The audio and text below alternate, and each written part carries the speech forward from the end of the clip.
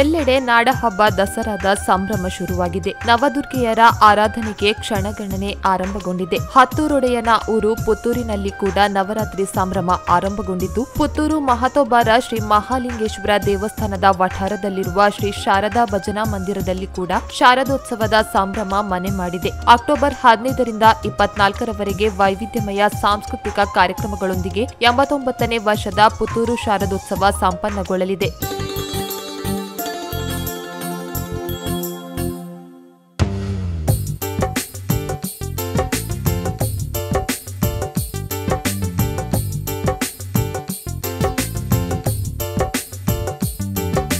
ಪುತ್ತೂರು ಶ್ರೀ ಶಾರದಾ ಭಜನಾ ಮಂದಿರ ಸುಮಾರು 9 ದಶಕಗಳ ಹಿಂದೆ ಆರಂಭಗೊಂಡಿರುವ ಮಂದಿರ. ಸುಮಾರು 90 ವರ್ಷಗಳ ಹಿಂದೆ ಮಹಾಮಾರಿ ಸಾಂಕ್ರಾಮಿಕ ರೋಗವೊಂದು ಪುತ್ತೂರು ಪ್ರದೇಶವನ್ನು ಬಾಧಿಸಿತ್ತು. ನಿತ್ಯ ಹಲವಾರು ಮಂದಿ ಪ್ರಾಣ ಕಳೆದುಕೊಳ್ಳುತ್ತಿದ್ದರು. ಈ ಸಂದರ್ಭದಲ್ಲಿ ಊರಿನ ಜನರು ಸೇರಿಕೊಂಡು ಸೀಮೆಯ ಪ್ರಧಾನ ದೈವಸ್ಥಾನ ಬಲ್ನಾಡಿನಲ್ಲಿ ಶ್ರೀ ದಂಡನಾಯಕ ಉಳ್ಳಾಲ್ತಿ ದೈವಸ್ಥಾನದಲ್ಲಿ ವಾರ್ಷಿಕ ನೇಮ ನಡೆಯುತ್ತಿದ್ದ ಸಂದರ್ಭ ಅಲ್ಲಿಗೆ ತೆರಳಿ ದೈವದ ಮುಂದೆ ಅರಿಕೆ ಮಾಡಿಕೊಂಡರು. ಈ ವೇಳೆ ಉಳ್ಳಾಲ್ತಿ ದೈವ ತನ್ನ ನುಡಿಗಟ್ಟಿನಲ್ಲಿ ನಿತ್ಯ ಭಜನೆಯನ್ನು ಊರಿನಲ್ಲಿ ಆರಂಭಿಸಿ ರೋಗದಿಂದ ನರಳುವವರ ಮನೆಗಳಿಗೆ ತೆರಳಿ ತುಳಸಿ ಕಟ್ಟೆಗೆ ಸುತ್ತು ಬಂದು ಭಜನೆ ಮಾಡಿ ಪ್ರತಿ ವರ್ಷ ಮಕರ ಸಂಕ್ರಮಣದ ಪರ್ವ ದಿನದಂದು ಬಲ್ನಾಡಿಗೆ ಭಜನೆಯೊಂದಿಗೆ ಬನ್ನಿ ಎಂದು ಅಭಯ ನೀಡಿತು. ಅದರಂತೆ ಅಂದಿನಿಂದ ನಿತ್ಯ ಮುಸ್ಸಂಜೆ ಊರವರೆಲ್ಲ ಸೇರಿ ದಿನಕ್ಕೊಂದು ಭಾಗದ ಮನೆ ಮನೆಗೆ ತೆರಳಿ ನಗರ ಭಜನೆಯನ್ನು ಆರಂಭಿಸಿದರು. ಕ್ರಮೇಣ ಊರಿನಲ್ಲಿ ಸಾಂಕ್ರಾಮಿಕ ರೋಗ ಕಡಿಮೆಯಾಯಿತು ಎನ್ನುವುದು ಮಂದಿರದ ಇತಿಹಾಸ. ಮುಂದಕ್ಕೆ ಭಜನಾ ತಂಡದವರು ಸೇರಿ ಪುತ್ತೂರು ಶ್ರೀ ಮಹಾಲಿಂಗೇಶ್ವರ ದೇವಾಲಯದ ಬಳಿ ಇರುವ ಕಟ್ಟಡದಲ್ಲಿ ಭಜನಾ ಮಂದಿರವನ್ನು ಆರಂಭಿಸಿ ಶ್ರೀ ಶಾರದಾ ಭಜನಾ ಮಂದಿರ ಎಂದು ಹೆಸರಿಟ್ಟು ಪ್ರತಿ ಶನಿವಾರ ಭಜನಾ ಸೇವೆ ಆರಂಭಿಸಿದರು. ಆ ಬಳಿಕ ಕೆಲ ವರ್ಷಗಳ ಹಿಂದೆ ದೇವಳದ ಉಳ್ಳಾಲ್ತಿ ನಡೆಯ ಪಕ್ಕದಲ್ಲಿ ದಿವಂಗತ ನಟ್ಟೋಜಿ ರಘುರಾಮ್ ರಾವ್ ಅವರು ದಾನ ರೂಪದಲ್ಲಿ ನೀಡಿದ ನೂತನ ಭಜನಾ ಮಂದಿರ ಕಟ್ಟಡ ನಿರ್ಮಾಣವಾಯಿತು. ಈ ಪುತ್ತೂರಿನಲ್ಲಿ ಸಾಧಾರಣ 90 ವರ್ಷದಕ್ಕಿಂತ ಹಿಂದೆ ಒಂದು ದೊಡ್ಡ ಒಂದು ಮಹಾಮಾರಿ ಸಾಂಕ್ರಾಮಿಕ ರೋಗ ಇಲ್ಲಿಗೆ ಬಂದಿದೆ. ಅಂಥ ಸಂದರ್ಭದಲ್ಲಿ ಇಲ್ಲಿ ಕೆಲವು ಏರಿಯಾ, ಪುತ್ತೂರಿನ ಕೆಲವು ಏರಿಯಾದಲ್ಲಿ ಆ ಏರಿಯಾದಲ್ಲಿ ಈ ರೀತಿ ಒಂದು ಸಾಂಕ್ರಾಮಿಕ ರೋಗ ಬಂದು ಒಂದು ದಿನಕ್ಕೆ 7 ಜನ 8 ಜನ ಹೀಗೆ ಸಾವು ನೋವುಗಳಾಗ್ತಾಯಿತ್ತು. ಆ ಸಂದರ್ಭದಲ್ಲಿ ಇಲ್ಲಿಯ ಒಬ್ಬರು KP ಮಂಜುನಾಥ ಆಚಾರ್ಯ ಅಂತ, ಮತ್ತೊಬ್ಬರು ಸುಬ್ರಾಯ ಕಲ್ಲೂರಾಯರು ಅಂತ. ಅದೇ ಸಂದರ್ಭದಲ್ಲಿ ಉಳ್ಳಾಲ್ತಿ ಅಮ್ಮನಲ್ಲಿ ಬಲ್ನಾಡಲ್ಲಿ ಉಳ್ಳಾಲ್ತಿ ನೇಮ ನಡೀತದೆ. ಈ ನೇಮ ನಡೆಯುವಂಥ ಸಂದರ್ಭದಲ್ಲಿ ಅಲ್ಲಿ ಹೋಗಿ ಒಂದು ದೇವರ ಹತ್ರ ಹೀಗೆ ಊರಿನಲ್ಲಿ ಇಂಥ ಒಂದು ಕಷ್ಟ ಬಂದಿದೆ, ಅಮ್ಮ ನೀನೇ ಕಾಪಾಡಬೇಕು ಅಂತ ಹೇಳುವಂಥ ಒಂದು ಅರಿಕೆ ಮಾಡ್ತಾರೆ. ಉಳ್ಳಾಲ್ತಿ ದೇವ ತನ್ನ ದರ್ಶನದಲ್ಲಿ ಒಂದು ಅಭಯವನ್ನು ಕೊಡ್ತಾರೆ. ನೀವು ಇವತ್ತಿನಿಂದಲೇ ಎಲ್ಲರ ಎಲ್ಲಿ ರೋಗಗ್ರಸ್ತರ ಮನೆ ಉಂಟೋ ಅಲ್ಲಿ ಹೋಗಿ ಅವರ ತುಳಸಿ ಕಟ್ಟೆ ಹತ್ತಿರ ಭಜನೆಯನ್ನು ಆರಂಭ ಮಾಡಿ, ಭಜನೆಯನ್ನು ಆರಂಭ ಮಾಡ್ತಾ ಬನ್ನಿ, ಈ ರೋಗ ಕಮ್ಮಿ ಆಗ್ತದೆ, ಮತ್ತು ಅವರಿಗೆ ಕುಂಕುಮವನ್ನು ಎಲ್ಲರಿಗೆ ಕೊಡಿ ಅಂತ ಹೇಳುವಂಥ ಒಂದು ಅಲ್ಲಿಂದ ಅಭಯ ಆಗ್ತದೆ. ಮತ್ತು ಪ್ರತಿ ಮಕರ ಸಂಕ್ರಮಣದ ದಿನ ಈ ಉಳ್ಳಾಲ್ತಿ ಇದಕ್ಕೆ ನಗರ ಭಜನೆಯಲ್ಲೇ ಉಳ್ಳಾಲ್ತಿ ಸ್ಥಾನಕ್ಕೆ ನೀವು ಬರಬೇಕು ಅಂತೇಳಿ ಭಜನೆಗೆ ಹೋದವರಿಗೆ ಅಲ್ಲಿ ಅಭಯ ಆಗ್ತದೆ. ಮರುದಿನದಿಂದಲೇ ಈ ಕಲ್ರಾಯರು, ಇವರು ಮಂಜುನಾಥಾಚಾರ್ಯರು ಇವರೆಲ್ಲ ಸೇರಿಕೊಂಡು ಇಲ್ಲಿ ಅವರೇ ಒಂದು ತಂಡ ಕಟ್ಟಿಕೊಂಡು ದೇವಸ್ಥಾನಕ್ಕೆ ಸುತ್ತು ಬಂದು ಪ್ರತಿ ಮನೆಗಳಿಗೆ ಹೋಗುವಂಥ ಒಂದು ಪರಿಪಾಠವನ್ನು ಇಟ್ಟರು. ಅದು ಅಂದಿನಿಂದ ಅದೇ ನಗರ ಭಜನೆ ನಡೀತಾ ಬರ್ತಾ ಇತ್ತು. ಒಂದೊಂದು ಏರಿಯಾ ಒಂದೊಂದು ದಿವಸ ಇಲ್ಲಿಗೆ ಮೊಟ್ಟೆದಡ್ಕ, ಕೆಮ್ಮಿಂಜೆ, ಉರ್ಲಾಂಡಿ, ಪರ್ಲಾಡ್ಕ, ಹೀಗೆ ಪಡೀಲ್ವರೆಗೆ ಇಲ್ಲಿ ಹೋಗುವಂಥದ್ದು, ನೆಹರು ನಗರದವರೆಗೆ ಹೋಗುವಂಥದ್ದು, ಎಲ್ಲ ಪುತ್ತೂರಿನ ಗಡಿಗಳವರೆಗೆ ಹೋಗಿ ಎಲ್ಲರ ಮನೆಗೆ ಸುತ್ತು ಬಂದು ಬರುವಂಥದ್ದು ತುಂಬ ವರ್ಷ ನಡೀತಾ ಇತ್ತು.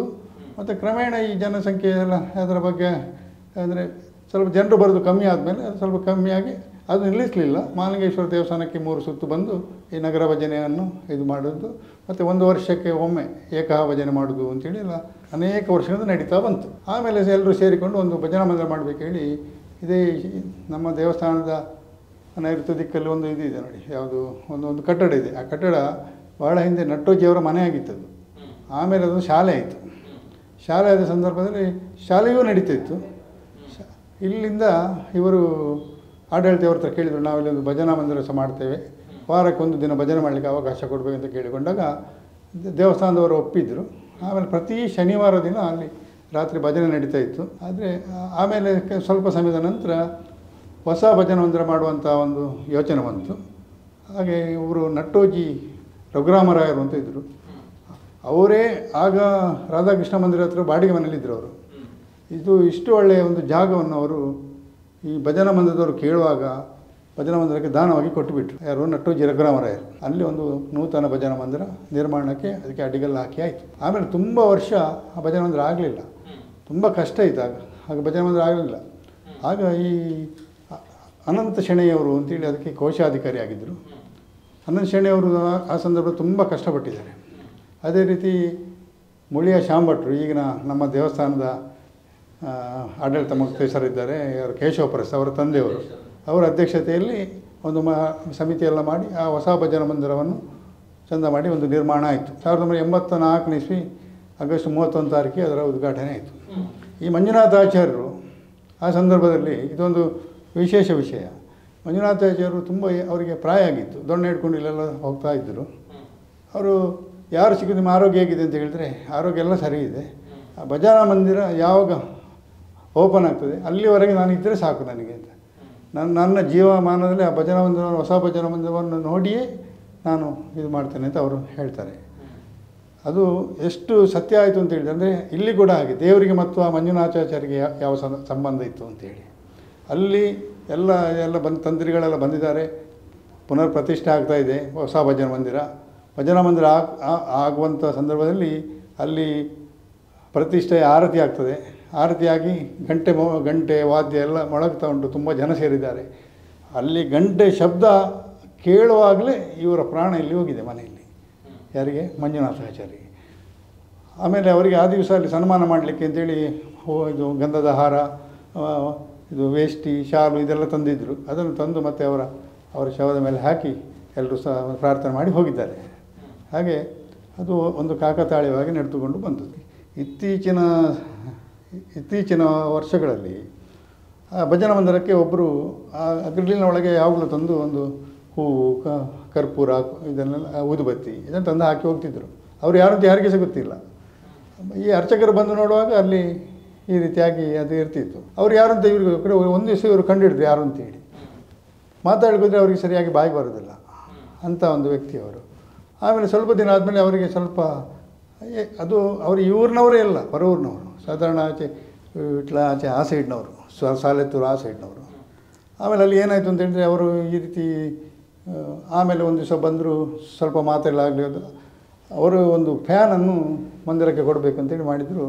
ಅದನ್ನು ಈ ನಮ್ಮ ಅದರ ಕಾರ್ಯದರ್ಶಿ ಜಯಂತ ಅಂತ ಅವರಲ್ಲಿ ಕೊಂಡೋಗಿ ಅವರ ಅಂಗಡಿಯಲ್ಲಿ ಕೊಡ್ತಾರೆ. ಅವ್ರು ಹೇಳ್ತಾರೆ ನೀವು ಅಲ್ಲಿ ಮಂದಿರಕ್ಕೆ ಸಮರ್ಪಣೆ ಮಾಡಬೇಕು ಅಂತ. ಅಲ್ಲಿ ಒಂದು ಯಾರೋ ಫೋಟೋ ತೆಗಿತಾರೆ. ಫೋಟೋ ಎಲ್ಲ ಪೇಪರ್ಲೆಲ್ಲ ಹಾಕಿಬಿಟ್ಟು ದಯಮಾಡಿ, ಇದು ಯಾರಿಗೆ ಗೊತ್ತಾಗೋದು ಬೇಡ ಅಂತ ಹೇಳೋದು ಅವರೊಂದು ಸಿಗ್ನಲ್ ಮಾಡ್ತಾರೆ ಅವರು. ಆಮೇಲೆ ಹಾಕಲಿಲ್ಲ. ಇನ್ನೂ ಸ್ವಲ್ಪ ಸಮಯದ ಮೇಲೆ ಮತ್ತೂ ಬರ್ತಿದ್ರು ಅವರು, ಮತ್ತೂ ಒಂದು ಫ್ಯಾನನ್ನು ಇತ್ತೀಚೆಗೆ ಕೊಟ್ಟಿದ್ದಾರೆ ಅಂತೇಳಿ ಇವರು ನಮ್ಮ ಕಾರ್ಯದರ್ಶಿಯವರು ಹೇಳಿದರು.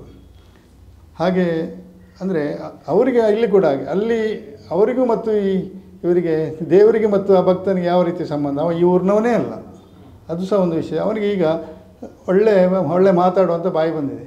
ಅಂದರೆ ಈ ಶಾರದೆಯೇ ಅವನಿಗೆ ಬಾಯಿ ಬರೆಸಿದಾಳೆ ಅಂತ ಹೇಳುವಂಥ ಒಂದು ಆತ್ಮದಲ್ಲಿ ಅವನಿಗೆ ಕೂಡಿದೆ.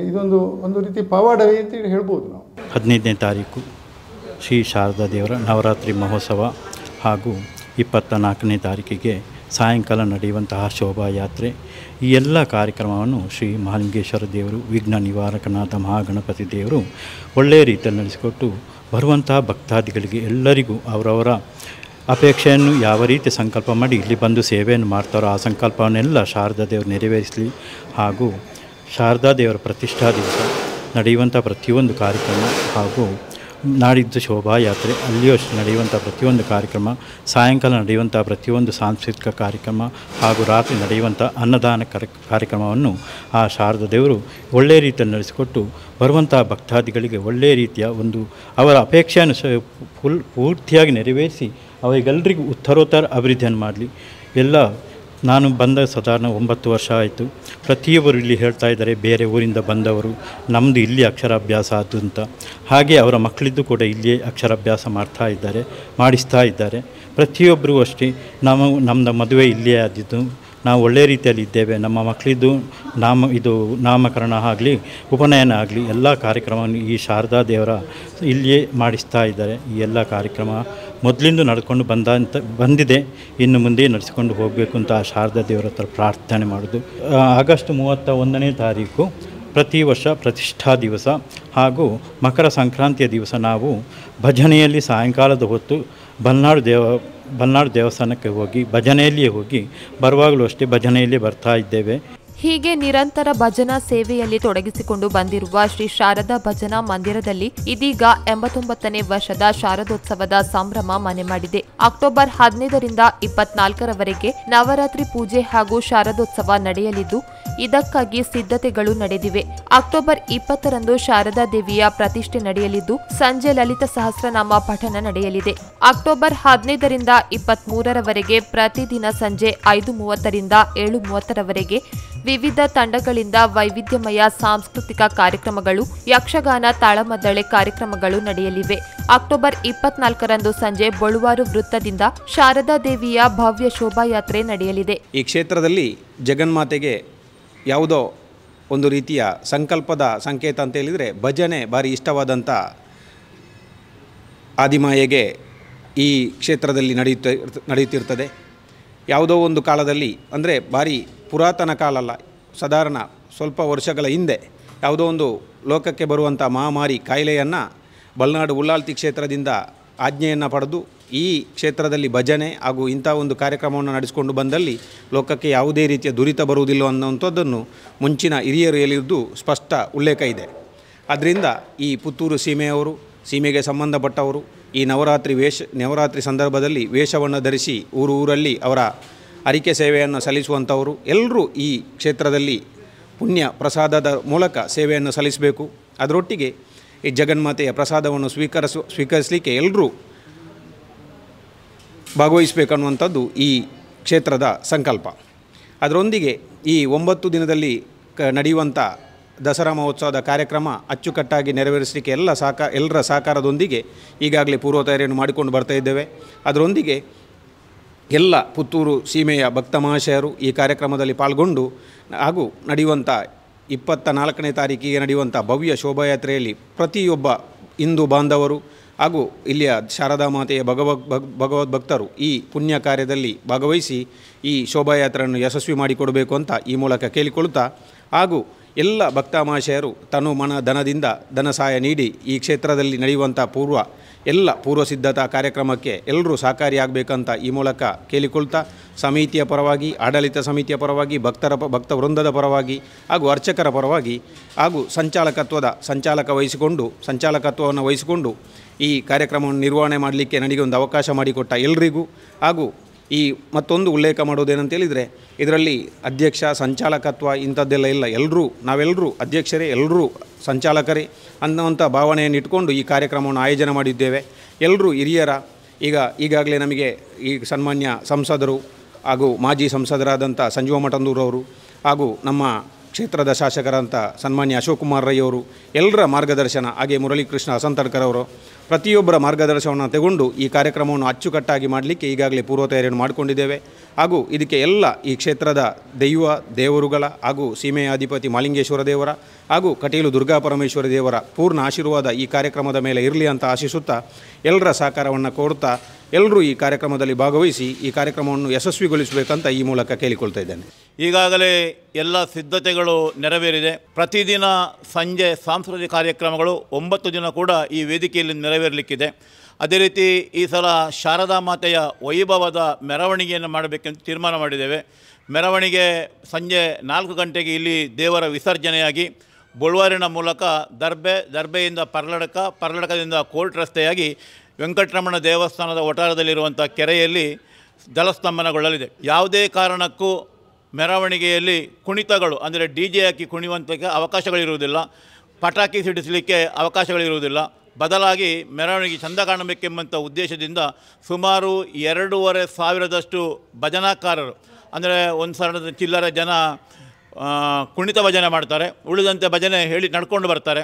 ಅದೇ ರೀತಿ ಸುಮಾರು 15ರಿಂದ 20 ಟ್ಯಾಬ್ಲಗಳು ಹಾಗೆಯೇ ಚೆಂಡೆ, ಬೇರೆ ಬೇರೆ ಕರ್ನಾಟಕ ರಾಜ್ಯಕ್ಕೆ ಸಂಬಂಧಪಟ್ಟಂಥ ಜನಪದ ಮತ್ತು ಸಾಂಸ್ಕೃತಿಗೆ ಸಂಬಂಧಪಟ್ಟಂಥ ವೇಷಭೂಷಣಗಳು ಇರ್ತದೆ. ಹುಲಿ ವೇಷ, ಕರಡಿ ವೇಷ, ಬೇರೆ ಬೇರೆ ವೇಷಧಾರಿಗಳಿರ್ತಾರೆ. ಅದೇ ರೀತಿ ಈ ಸಲ ನಾವು ವಿಶೇಷ ಇನ್ನೊಂದು ಮಾಡಿದ್ದೇವೆ ಅಂತ ಕೇಳಿದರೆ, ಭಾಗವಹಿಸುವಂಥ ಎಲ್ಲ ವೇಷಧಾರಿಗಳು ಕೂಡ ಯಾರೆಲ್ಲ ದಸರಾ ಟೈಮಲ್ಲಿ ವೇಷವನ್ನು ಧರಿಸ್ತಾರೋ ಅವರೆಲ್ಲರೂ ಕೂಡ ಈ ದಸರಾದ ಮೆರವಣಿಗೆಯಲ್ಲಿ ಭಾಗವಹಿಸಬೇಕು. ಜೊತೆಗೆ ದೇವರ ಅನ್ನಪ್ರಸಾದವನ್ನು ಸ್ವೀಕಾರ ಮಾಡಬೇಕೆಂಬ ತೀರ್ಮಾನವನ್ನು ಮಾಡಿಕೊಂಡಿದ್ದೇವೆ.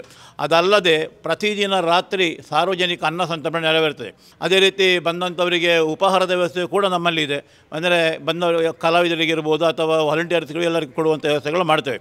ಪುತ್ತೂರಿನಲ್ಲಿ ವಿದ್ಯಾಭ್ಯಾಸ ಮಾಡೋರು, ನಾನು ಪರ ಊರಿನವರಾಗಿ ಮಾತಾಡ್ತಾ ಇಲ್ಲ, ಕೇವಲ ಪುತ್ತೂರು ನಗರದಲ್ಲಿ ವಿದ್ಯಾಭ್ಯಾಸ ಮಾಡುವಂಥ ಅಂಗನವಾಡಿ KG ಕ್ಲಾಸಿಂದ ಹಿಡಿದು ಇಂಜಿನಿಯರಿಂಗ್, ಲಾ ಯಾರು ಮಾಡ್ತಾರೆ ಅಲ್ಲಿಯ ತನಕ ಇರುವಂಥ ವಿದ್ಯಾರ್ಥಿಗಳು, ಒಬ್ಬ ವಿದ್ಯಾರ್ಥಿ 10 ರೂಪಾಯಿಯನ್ನು ಈ ಶಾರದೆ ಉತ್ಸವಕ್ಕೆ ಕಾಣಿಕೆಯಾಗಿ ನೀಡಬೇಕಂದ್ರೆ ನಮ್ಮ ಬಹಳ ದೊಡ್ಡ ಅಪೇಕ್ಷೆ ಇರುವಂಥದ್ದು. ದೇವಿಗೆ ಜಲ್ಲಿ ಅಂತ ಹೇಳ್ತೇವೆ ನಾವು, ತುಳುವಿನಲ್ಲಿ ಹೇಳಿದರೆ ಜಲ್ಲಿದ ಹುರುಳು ಅಂತ ಹೇಳ್ತೇವೆ, ಅದನ್ನು ಮಲ್ಲಿಗೆ ಅಲಂಕಾರ ಮಾಡುವಂಥ ಮಾಡ್ಕೊಳ್ತಿದ್ದೇವೆ. ಅದೇ ರೀತಿ ದೇವರು ಹೋಗುವಂಥ ಟ್ರಕ್ಕನ್ನು ಅದನ್ನು ಕೂಡ ವಿದ್ಯುತ್ ದೀಪ ಮತ್ತು ಮಲ್ಲಿಗೆಯಿಂದ ಅಲಂಕರಿಸುವಂಥದ್ದು ಮಾಡಿಕೊಂಡಿದ್ದೇವೆ. ಅದೇ ರೀತಿ ಆ 2 ಕಾರ್ಯಕ್ರಮಗಳಿಗೆ ಹರಕೆ ರೂಪದಲ್ಲಿ ಮಲ್ಲಿಗೆಯನ್ನು ಕೊಡುವವರಿಗೆ ಕೂಡ ಅಲ್ಲಿ ಸ್ವೀಕಾರ ಮಾಡಲಿಕ್ಕೆ ವ್ಯವಸ್ಥೆ ಇದೆ. ಬುಳುವಾರಿಂದ ದರ್ಬೆಯ ತನಕ ಲೈಟಿಂಗ್ಸನ್ನು ಮಾಡುವಂಥ ವ್ಯವಸ್ಥೆಯನ್ನು ಮಾಡಿಕೊಂಡಿದ್ದೇವೆ. ಪುತ್ತೂರಲ್ಲಿ ಅದೆಷ್ಟು ಜನ ವ್ಯಾಪಾರಸ್ಥರಿದ್ದಾರೆ, ತಮ್ಮ ತಮ್ಮ ಅಂಗಡಿಗಳಿಗೆ 15ನೇ ತಾರೀಕಿನಿಂದ 24ನೇ ತಾರೀಕು ಕನಿಷ್ಠ ಪಕ್ಷ 2 ಬಲ್ಬ್ಗಳ ಮಾಲೆಯನ್ನಾದರೂ ಹಾಕಿ ನಮ್ಮ ಜೊತೆ ಸಹಕರಿಸಬೇಕು. ಮತ್ತು ಮೆರವಣಿಗೆ ಹೋಗುವ ದಿವಸ ತಮ್ಮ ತಮ್ಮ ಅಂಗಡಿಯ ಎದುರುಗಡೆ ತಳಿರು ತೋರಣಗಳಿಂದ ಶೃಂಗರಿಸಬೇಕೆಂದು ನಾವು ಅಪೇಕ್ಷೆ ಪಡುವಂಥದ್ದು. ಈ ವರ್ಷ 89ನೇ ವರ್ಷದ ನವರಾತ್ರಿ ಉತ್ಸವ ತಾರೀಕು 15ರಂದು ಪ್ರಾರಂಭಗೊಂಡು 24 ತಾರೀಕಿನಂದು ಶೋಭಾಯಾತ್ರೆಯೊಂದಿಗೆ ಸಂಪನ್ನಗೊಳ್ಳಲಿದೆ. 15 ತಾರೀಕು ಸಂಜೆ 15 ತಾರೀಕಿನಿಂದ ಸಂಜೆ ಹೊತ್ತು 4:30 ಗಂಟೆಯಿಂದ 7:30ವರೆಗೆ ಸಾಂಸ್ಕೃತಿಕ ಕಾರ್ಯಕ್ರಮ ನಡೆಯಲಿದೆ. 7:30ರಿಂದ 8:30ವರೆಗೆ ಭಜನಾ ಕಾರ್ಯಕ್ರಮ ಮತ್ತು ಮಹಾಪೂಜೆ ಮತ್ತು ಅನ್ನ ಸಂತರ್ಪಣೆ 10 ದಿನ ಕೂಡ ನಡೆಯಲಿದೆ. ಮತ್ತು 20 ತಾರೀಕು ಬೆಳಿಗ್ಗೆ 8 ಗಂಟೆಗೆ ಗಣಹೋಮ ಮತ್ತು 10:30 ಗಂಟೆಗೆ ಶಾರದಾ ವಿಗ್ರಹ ಪ್ರತಿಷ್ಠೆ ನಡೆಯಲಿದೆ. ಮಧ್ಯಾಹ್ನ ಮಹಾಪೂಜೆ ಹಾಗೂ 24 ತಾರೀಕು 5 ಗಂಟೆಗೆ ಶ್ರೀ ಶಾರದಾ ಶೋಭಾಯಾತ್ರೆ ನಡೆಯಲಿದೆ. ಅದರಲ್ಲಿ ಎಲ್ಲ ಸದಸ್ಯರು, ಎಲ್ಲ ಭಕ್ತಾಭಿಮಾನಿಗಳು ಚಂದ ರೀತಿಯಲ್ಲಿ ನಡೆಸಿಕೊಡಬೇಕಾಗಿ ನಮ್ಮ ಶಾರದಾ ಭಜನಾ ಮಂದಿರ ಅಧ್ಯಕ್ಷರ ಮತ್ತು ಸದಸ್ಯರ ಎಲ್ಲರ ಪರವಾಗಿ ವಿನಂತಿಸಿಕೊಳ್ಳುತ್ತೇವೆ. ಹೀಗೆ ಪುತ್ತೂರು ಶಾರದೋತ್ಸವವನ್ನು ಅತ್ಯಂತ ವಿಭಿನ್ನವಾಗಿ ಈ ಬಾರಿ ಮಾತ್ರವಲ್ಲದೆ ಮುಂದಿನ ವರ್ಷಗಳಲ್ಲಿಯೂ ವೈಶಿಷ್ಟ್ಯಪೂರ್ಣವಾಗಿ ನಡೆಸಲು ಶಾರದಾ ಭಜನಾ ಮಂಡಳಿಯ ನೇತೃತ್ವದಲ್ಲಿ ಸಕಲ ಸಿದ್ಧತೆಗಳನ್ನು ಮಾಡಿಕೊಳ್ಳಲಾಗಿದೆ. ಈ ಬಾರಿ ವಿಶೇಷ ಮಲ್ಲಿಗೆ ಜಲ್ಲಿ ಅಲಂಕಾರದಲ್ಲಿ ಶಾರದಾಂಬೆಯ ದರ್ಶನವನ್ನು ಪಡೆದು ಪುನೀತರಾಗಲು ಭಕ್ತವರ್ಗ ಕಾತರರಾಗಿದ್ದಾರೆ. ಸುದ್ದಿ ಚಾನಲ್, ಕ್ಷಣ ಕ್ಷಣದ ಸುದ್ದಿಗಾಗಿ.